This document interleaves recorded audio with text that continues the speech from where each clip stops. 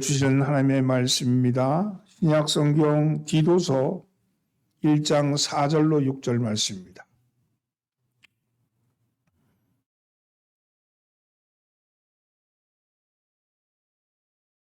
한 목소리로 봉독하겠습니다.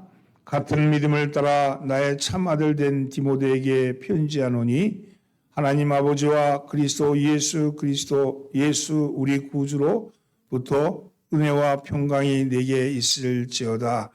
내가 너를 그레데에 남겨둔 이유는 남은 일을 정리하고 내가 명하는 대로 각성의 장로들을 세우게 하려 함이니 책망할 것이 없고 한 아내의 남편이며 방탕하다는 비난을 받거나 불순종이 하는 일이 없는 믿음의 자녀를 둔 자라야 할지니라.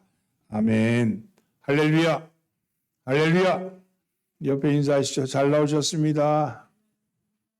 앞뒤로 온 사람도 은혜 받읍시다. 다시 한번 은혜 받읍시다. 오늘은 하나님이 필요로 하는 사람, 이런 말씀을 가지고 함께 은혜를 나누고자 합니다. 오늘 성경 본문 디도서는 사도 바울이 그레데 교회를 담임하고 있었던 자신의 영적 아들인 디도에게 쓴 편지입니다. 그레데는 그리스 남쪽 지중해상의 가장 큰 섬입니다. 이 섬을 중심으로 해서 에게해와 리비아해로 경계가 되며 유럽과 아프리카를 구분하는 데가 바로 이 그레데 섬입니다. 바울은 이곳에 교회를 개척했습니다. 사도행전 27장에 보면 바울이 로마에 합송을 당하다가 잠시 머무른 곳이 바로 이 그레데 섬입니다. 이곳에 교회가 세워졌죠. 당시 그레데 교회는 장로가 없을 정도로 미약한 교회였습니다. 설상가상으로 그곳에 각종 이단들이 들어와서 성도의 믿음을 흔들어 놓고 있었습니다. 그레데 교회는 심각한 위기에 빠졌죠. 지도자도 없죠. 지도자가 없는 상태에서 이단들이 와서 설쳐대니까 얼마나 위협했겠습니까? 이런 위기를 맞은 그레데 교회를 위해서 사도 바울이 디도를 보냅니다. 디도를 보내서 디도를 세우신 거죠. 4절 말씀입니다. 함께 봉독합니다. 같은 믿음을 따라 나의 참 아들 된 디도에게 편지하노니 하나님 아버지와 그리스도 예수 우리 구주로부터 은혜와 평강이 내게 있을지어다. 우리는 하나님은요, 우리의 위기 때마다 지도자를 세웁니다. 하나님이 당신을 사랑하는 땅, 당신이 사랑하는 곳, 당신이 사랑하는 교회는 항상 위기에 새로운 지도자를 세우시죠. 하나님이 위기에 빠진 그레데 디도를 부르신 것처럼 오늘 이 어려운 시기에 어쩌면 우리를 이곳에 세우신 것은 바로 위기를 극복하기 위하라고 세우신 줄 믿습니다. 여러분의 삶의 현장이 어렵고 힘들더라도 그 현장에 여러분들을 두신 것은 여러분들을 세우신 하나님의 뜻이 있다는 거예요. 무엇이 중요하냐? 내가 지도자다. 내가 하나님이 세운 종이다 하는 의식이 중요한 겁니다. 나는 그저 여기 흩어져 가는 사람이나 혹은 지나가는 사람이나 그런 사람이 아니라 하나님이 나를 세우셨다 하는 지도의식이 매우 중요합니다. 여러분, 우리가 하나님의 부르심에 부응받기 위해서는 우리가 이 시대를 위한 희망의 빛으로 쓰임받으려면 우리는 지도자의식이 가져야 합니다. 하나님이 나를 세우셨다는 의식이죠. 그렇다면 이런 사람, 세운 사람, 여러분 어떤 사람을 세우시는가? 하나님이 어떤 의식을 가진 사람을 세우시는가 하는 거예요. 어떤 의식을 가지고 있는 사람을 지도자로 세우시는가? 오늘은 그 말씀을 가지고 함께 은혜를 나누고자 합니다. 첫째는요, 헌신하는 사람이 필요합니다. 헌신하는 사람. 5절 말씀 함께 봉독합니다. 내가 너를 그레데에 남겨둔 이유는 남은 일을 정리하고 내가 명한 대로 각성의 장로들을 세우게 하려 함이니 내가 너를 그레데에 남겨둔 까닭은 이 그레데 섬에 너를 둔 까닭은 이렇게 말합니다. 사도 바울은 이단 때문에 심각한 위기에 빠진 그레데 섬을 그레데 교회를 세우기 위해서 구하기 위해서 바로 이 디도를 남겨두었습니다.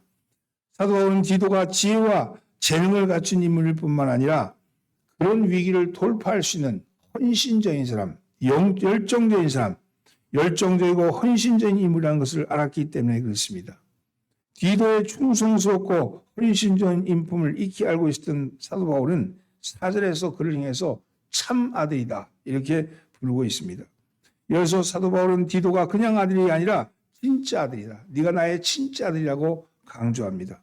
물론 디도가 사도 바울의 생로학적인 아들은 아닙니다. 하지만 사도 바울이 자신의 모든 명예를 걸고 전폭적으로 신뢰할 만한 디도는 인정받는 인물이었다는 겁니다. 특히 고린도전서에 보면 사도 바울이 디도를 얼마나 신뢰하고 아끼는지를 알 수 있습니다. 디도는 영적인 아버지 사도 바울 못지않게 헌신적인 그리고 헌신할 수 있는 진품 아들이었다는 것이죠. 그렇습니다. 이 위기의 시대에 정말 열정적으로 이 시대를 구할 헌신적인 사람, 열정적인 사람을 하나님은 찾으십니다. 단순히 입으로만 구호로만 외칠 것이 아니라 자신의 온몸을 바쳐 기꺼이 희생할 사람들을 찾고 계십니다. 나라든 기업이든 경제든 단체든 가정이든 열정적이고 헌신한 사람이 있어야 살아날 수 있는 겁니다. 누군가가 헌신해야지 살아날 수 있는 것이죠. 교회든 단체든 헌신하는 사람 몇 사람이 있으면 충분합니다. 역사학자였던 아놀드 토이비는 그의 책에서 이 세계는 소수에 있어 움직인다고 말했습니다. 문제는 그들이 창조적 소수인지 파괴적인 소수인지가 중요하다고 했습니다. 이 시대는 참으로 창조적인 소수가 필요할 때입니다. 아프리카의 성자라고 불렸던 슈바이처 박사는 그런 부분에 있어서 창조적인 소수의 한 사람이었습니다. 그는 신학과 음악과 문학과 의학 등 다양한 분야의 학위를 가진 당대의 최고의 엘리트였죠. 신학교의 강단이나 유수한 의료기관에서 그를 초빙하였지만 놀랍게도 그는 불모의 땅이었던 아프리카를 택했습니다. 많은 사람들이 왜 무엇 때문에 하필이면 그 아프리카에 가느냐고, 그 문명이 없는 곳에 뭐하러 가느냐고 물었을 때 그는 빛 때문에 간다. 빛 때문에 간다. 그렇게 말했다고 합니다. 그의 말은 이미 사도 바울이 로마서 1장 15절에서 고백한 말입니다. 헬라인이나 야만이나 지혜 있는 자나 어리석은 자에게 다 내가 빚진 자니라. 나는 은혜의 빛을 줬다는 겁니다. 그 은혜의 빛을 갖기 위해서 간다고 그렇게 말합니다. 여러분, 내가 누리고 있다면 그것은 빚진 겁니다. 그 빚진 빚을 갚아야 하는 것이요. 사도 바울이 로마에 갈 이유도 분명했습니다. 우리 기독교 역사에 보면 기독교의 능력은 수에 있지 않은 것을 볼 수 있습니다. 아주 적은 수의 사람들에 의해서 역사가 쓰여지고 역사가 이끌어간다는 것이죠. 이제는 우리 모두도 마찬가지입니다. 문제는 내가 헌신하느냐, 내가 뭐 헌신하고 있느냐, 헌신할 자세가 되어 있느냐 하는 것이 문제입니다. 나 한 사람의 헌신이면 충분합니다. 다른 사람을 볼 것도 없이 내가 헌신하는 사람으로 하나님께 부름받았다는 그 부름에 대한 응답만 있으면 됩니다. 하나님이 나를 부르셨다. 하나님이 나를 부르셨다. 이 부르심에 대한 응답. 여러분, 하나님 부르신 건요, 어린아이 때도 부르시지만 노쇠했을 때도 부릅니다. 80이 된 노인네도 불러서 쓰시는 하나님 아닙니까? 모세는 80에 부름받았어요. 여러분, 아브라함은 75세에 부름받았습니다. 여러분, 이 부름의 사건은요, 그가 나이와 상관없이 내가 그 부르심에 내 영혼이 응답하고 있는가, 이것이 매우 중요합니다. 오늘 우리가 사도 바울의 모습을 보면서 로마로 가기 원하는 그의 열정, 수많은 사람을 데려가는 것이 아니라 바울 혼자서 로마로 가는 것 같지만, 호랑이 굴 속에 들어간 것과 같지만 주님과 함께 하시는 겁니다. 여러분, 창조적인 소수, 내가 하나님의 열정과 헌신을 가지고 있다면 나만 하는 것이 아니라 하나님이 하신다는 거예요. 하나님이 함께 하신다는 겁니다. 여러분, 그 하나님이 함께함을 믿으시기 바랍니다. 그리고 최후에는 로마가 예수는 그리스도시요 살아계신 하나님의 아들이라는 그런 국가적인 고백을 할 수 있게끔 끌어내는 단초는 바로 이 헌신적인 한 사람, 사도 바울의 열정 때문에 있지 않았습니까? 오늘도 마찬가지입니다. 이 시대를 살리는 힘, 이 교회를 살리는 능력, 그것은 한 사람의 헌신적인 삶에서 나타날 줄 믿습니다. 그 사람이 여러분 되기를 예수님을 축원합니다. 두 번째는요, 함께 일하는 사람이 되어야 합니다. 그래서 함께 일하는 사람이 되어야 합니다. 사도 바울이 내가 너를 그레데에 남겨둔 이유는 남은 일을 정리하고 내가 명한 대로 각성해서 장로들을 세우게 하려 함이니, 이렇게 말합니다. 사도 바울은 그레데 교회를 세우기 위해서, 그레데 교회의 위기를 극복하기 위해서 디도에게 장로를 세울 것을 지시합니다.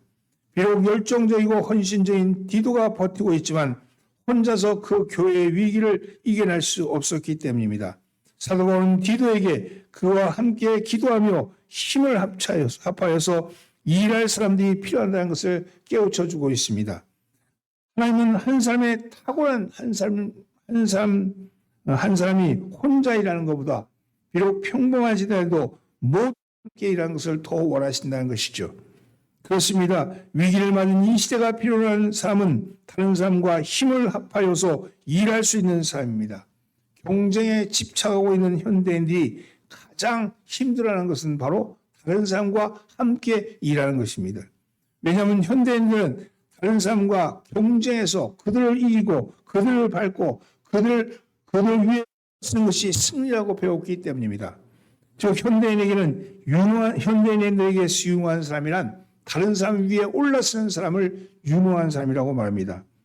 하지만 커뮤니케이션의 컨설턴트였던 요시다 딘세이는 유능한 사람은 왜 유능한 사람을 키우지 못하는가는 책에서 현대인들의 이런 잘못된 생각을 신랄하게 꼬집었습니다. 그는 현대 유능한 사람들이 자기만 과시하기 때문에 유능한 후배를 키우지 못하고 마침내 자신의 조직도 망치고 만다고 지적합니다. 그런 진정한 유능한 사람은 자기만 잘난 사람이 아니라 다른 사람의 가능성을 끄집어내는 사람이라고 주장합니다. 즉 진정 유능한 사람은 다른 사람과 함께 연합해서 유능한 조직을 만들 수 있는 사람이어야 합니다. 물론 아무나 불러 모아 함께 일할 수는 없습니다. 함께 일할 자질과 인격을 갖춘 사람이어야 합니다. 함께 하는 게 중요하다는 거예요. 다른 사람을 세워주는 게 중요하다는 거예요. 여러분 혼자 탁월하고 혼자 유능하고 혼자 잘난 거 그거는요 그 혼자지만 여러분 다른 사람과 더불어 하는 것은요 함께 하는 거잖아요. 함께 해야 된다는 겁니다. 여러분의 삶은 어떤 삶입니까? 여러분 함께하는 삶이 중요합니다. 함께 해야지 승리할 수 있습니다. 다른 사람의 니드, 필요를 채워주고 다른 사람들의 아픔을 보듬어주고 다른 사람과 함께 일할 수 있는 사람, 그 사람을 하나님께서는 필요로 한다는 거예요. 여러분 가자고 얘기합니다.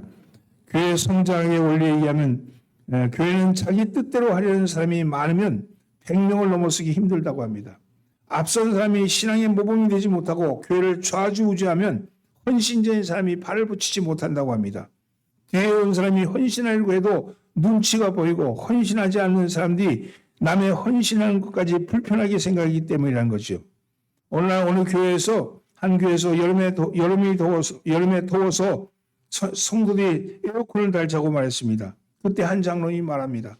여러분 주님도 십자가의 고통을 당했는데 예배할 때 그 한 시간 더위를 못 참겠어? 이렇게 얘기됩니다. 여러분 그때 교인들이 헛갈렸습니다. 장로님 말은 신앙적인 말같이 들리지만 가장 몰상식한 말 같았죠. 너무 답답해서 한 집사님이 자기 돈으로 에어컨을 사겠다고 말하자 그러자 장로님은 집사가 건방지게 함부로 나선다고 나무랬습니다. 그처럼 자기를 극복하지 못하며 바른 신앙생활을 할 수 없습니다. 신앙이란 감정을 십자가에 못 박는 거죠. 감정대로 살지 않고 말씀대로 살 때 부흥과 승리의 역사가 주어진다는 사실입니다. 여러분 한 사람이 중요하지만 더불어 사는 건 더 중요합니다. 여러분 더불어 사는 여러분 되기를 예수님으로 축원합니다.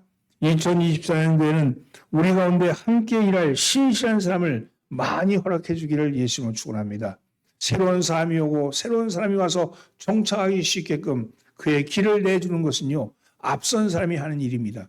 앞선 사람이 침묵하는 건 결코 중요한 게 아니고 결코 바람직하지 않습니다. 뒤에 오는 사람에게 자리를 내주고 그 사람이 일할 수 있는 조건을 만들어주는 것, 그것이 함께 일하는 사람의 모습 아니겠습니까? 2024년도에는 함께 일하는 저와 여러분들의 모습이 보이기를 예수님으로 축원합니다. 세 번째는요, 안정적인 사람이어야 합니다. 무슨 일을 추진하고 할 때 어떤 사람을 선택합니까? 정서가 불안한 사람이나 감정 기복이 심한 사람이나 소심해서 결단하지 못하고 주저하는 사람을 선택합니까? 아니면 안정적인 사람을 선택합니까? 한 사람의 동력은 내적으로는 어떤 생각하고 있느냐 하는 것과 외적으로는 어떤 공동체에 기반을 두고 있느냐에 따라서 나오는 법입니다. 먼저 내적인 동력은 생각입니다. 생각이 내적인 동력입니다. 생각이 긍정적이고 적극적인 사람은 행동도 그러합니다. 사는 사람들 중에 10중 8구는 그 생각이 부정적이거나 비관적입니다. 환경이 어려우니까 생각도 어려워진다고 할 수 있지만 달리 생각해 보면 생각이 부족하니까 생각이 어두우니까 삶도 어둡다는 거예요. 하나님이 쓰시는 사람이요 어떤 형편에 놓였다 할지라도 생각이 밝은 사람이에요. 생각이 밝은 것 그건 어디에 근거하냐? 하나님이 절대 긍정이신 생명이기 때문에 그렇습니다. 생명이신 하나님이 내 근거를 두는 거예요. 그러니까 생각 자체가 긍정적이라는 거예요. 내가 무엇을 하든지 하나님이 나와 함께 하시겠다. 그러니까 아무리 어려운 환경이나 형편에 처했다 할지라도 늘 마음이 밝은 거예요. 왜냐하면 그 환경에 눈을 두는 게 아니라 보이는 것에 눈을 두는 것이 아니라 보이지 않는 하나님께 내 마음을 두기 때문에 그렇습니다. 여러분 하늘이 무너져도 솟아날 구멍이 있다는 말이 있잖아요. 그게 긍정이 절대 긍정이라는 거거든요. 여러분 그렇잖아요. 모든 것이 무너진다 할지라도 모든 것이 망했다 할지라도 하나님은 나를 세우신다. 하나님은 나를 살리신다. 이 믿음을 가지시기를 예수님으로 축원합니다. 여러분 생각이 바른 사람을 쓰시는 겁니다. 하나님이 쓰시고자 하는 사람을 택할 때 반드시 그의 생각의 근간에 죽음이냐 생명이냐 했을 때 생명 있는 것을 쓴 거예요. 씨를 뿌려도 볶은 씨를 뿌리는 거 아니잖아요. 살아있는 산 씨를 뿌려야 되는 거 아니? 하나님은 살아있는 씨를 뿌리기를 원합니다. 부정에 볶아 있는 씨가 아니라 여러분 긍정에 살아있는 씨, 그 씨를 여러분에게 뿌리기를 원하십니다. 오늘도 주님의 말씀이 여러분의 영혼에 생명의 씨가 되기를 예수님으로 축원합니다. 긍정의 마음이 되어가기를 예수님으로 축원합니다. 두 번째는요. 외적인 동력은 어떤 공동체에 소속되어 있냐가 중요합니다. 동력은 두 가지인데 내적인 동력은 생각이라면 외적인 동력은 어떤 공동체에 대해서 내가 소속되어 있느냐가 매우 중요하다는 거죠. 그 공동체의 근본은 가정입니다. 가정. 가정이 안정적인 사람은요. 여러분 안정된 모습을 보입니다. 불량한 학생 대다수는 문제는 가정이 문제였습니다. 그래서 하나님은 가정이 안정적인 삶을 찾으신다고 얘기합니다. 오늘 보면 6절에 보면 그 말씀이 나와 있는 거예요. 함께 봉독할까요? 책망할 것이 없고 한 아내의 남편이며 방탕하다는 비난을 받거나 불순종한 일이 없는 믿음의 자녀를 둔 자라야 할지니라. 여러분 장로를 택하는데 어떻게 택하느냐? 바로 그 말씀이에요. 한 아내의 남편이고 비난받거나 불순종한 일이 없는 자녀를 둔 사람, 그 사람을 장로로 세워라. 이게 왜 그래? 삶의 기반이 안정되었기 때문에 그렇습니다. 아내와 자녀에게 지지받는 사람이 사회에 나가서도 당당합니다. 당당한 사람이 추진력도 있고 인내도 있습니다. 하나님은 당당한 사람, 추진력 있는 사람을 택하시는데 그 근본은 바로 가정이 안정적인 사람을 택하신다는 거예요. 우리가 다른 사람들 앞에서 착하고 고상한 척하지만 위선을 떨 수 있지만 가족이 보는 앞에서는 그럴 수가 없습니다. 왜냐하면 매일 보는 가족 앞에서조차 자신의 본 모습을 감추기라는 그렇게 여간 쉬운 일이 아니기 때문에 여간 어려운 일이 아니기 때문에 그렇습니다. 그리고 가족 위에 인정받는 사람이 정말 훌륭한 사람입니다. 가정을 통하여서 그 사람의 진실한 모습을 엿볼 수가 있죠. 또한 모든 사회 조직의 근본은 가정입니다. 하나님은요 아담과 하와를 만드셔서 가정 공동체를 만드신 거예요. 하나님이 가정 공동체를 만드신 거예요. 그 가정 공동체를 통해서 하나님은 일을 하셨어요. 자, 그 가정 공동체가 확장되어서 뭐가 됐냐? 바로 교회 공동체가 돼요.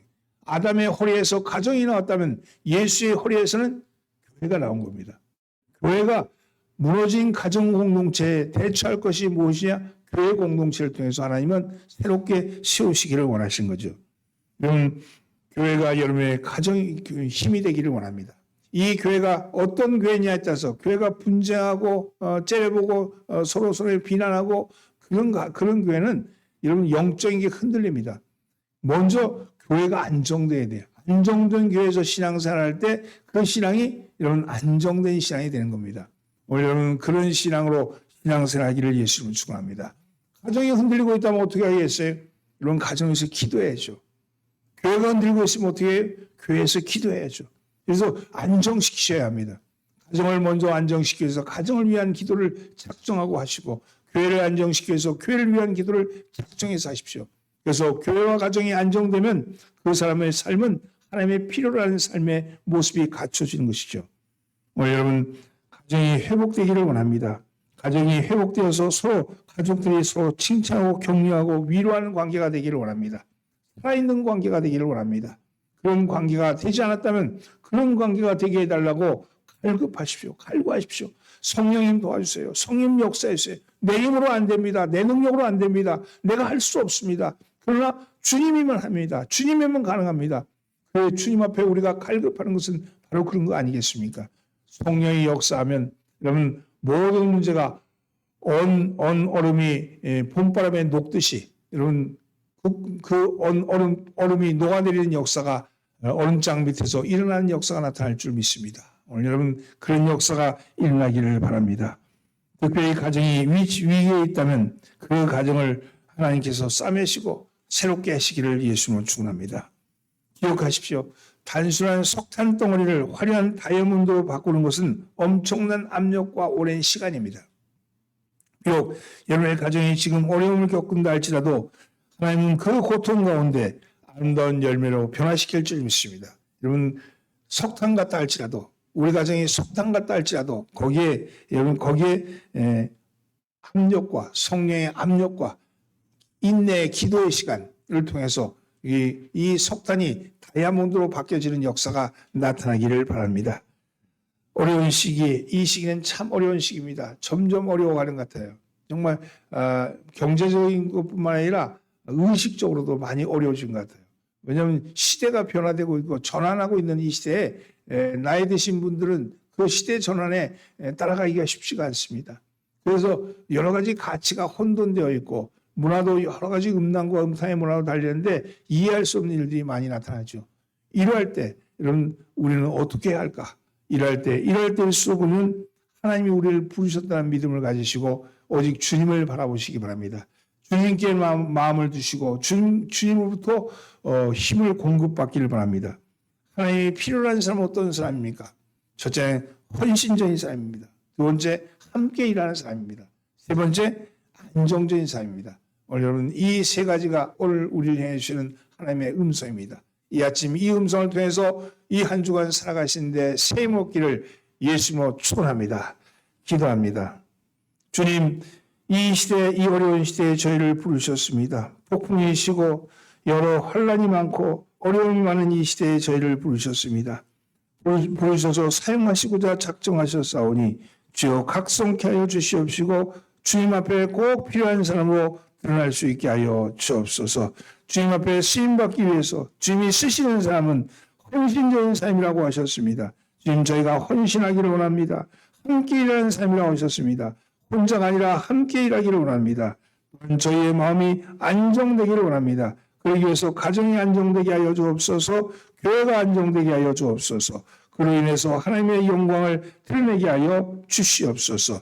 우리를 보내신 거룩한 동행 되시는 예수 그리스도 받들어 기도합나이다. 아멘.